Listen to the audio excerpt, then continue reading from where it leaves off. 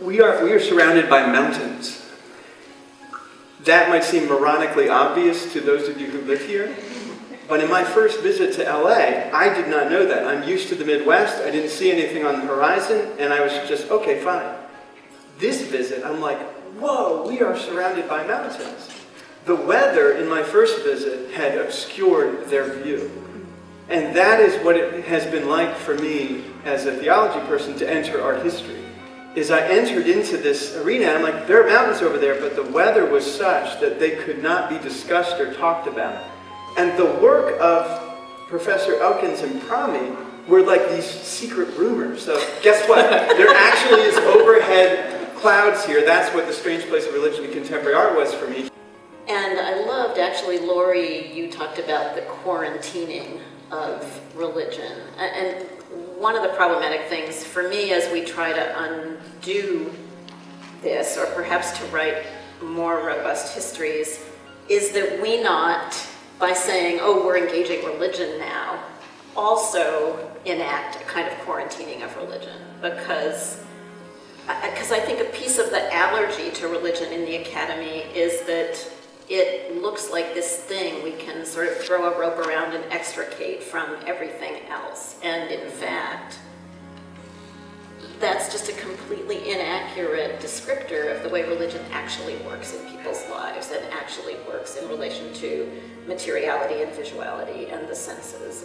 And I mean, I think perception matters. I think that whether we could have, 150 different notions in this room about whether something is religious or not, and each one of those would be accurate for our own subject position. What kind of art history is compatible? What kind of narrative results from those sorts of juxtapositions? Because the assumption I know it's an abbreviated question, but the assumption is that you can just readjust things to revalue it. Sometimes, maybe not, because there will be implicit contradictions in those discourses. And one of the ways to get at that would be a kind of seminar-style workshop, and with an ideal art history textbook in mind. What have we created when we've done this? It's a challenge, and we need to figure out how to engage. I don't think as citizens, as contemporary citizens of, like it or not, and I do happen to like it, a sort of global community, we need ways of speaking beyond any single religious. And we need to be able to fully inhabit our own religious traditions, but we need ways of speaking beyond those as well, and of being able to be in friendly and really truly interested conversation with people who come from very different places, without making them look like us so that they can talk to us. Right, and that's why I want to say, join us at the Islamic Center of Wheaton and see just how far our conversations go when we have serious theological disagreements within this context of neighborhood civility. And it's really exciting when real religious people encounter other opposing real religious perspectives.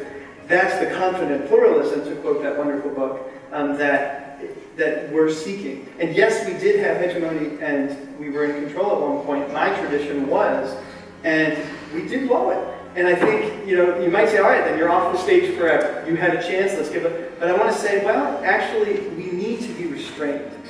Because when we dominated, think of the way that you showed this chauvinism that was behind this Tillichian critique of Solomon. It was, wow, there really was this danger to it. And but there's a category for that within the Christian tradition, is this to be a penitent. And to say, yeah, my tradition really didn't make enough room, and maybe we have an opportunity now to learn to make more room for others, but also being vigorous and robust Nicene Christians ourselves, if we are those, because the Nicene location doesn't eliminate expansiveness, it grounds it. It actually makes it even more expansive, in my perspective. So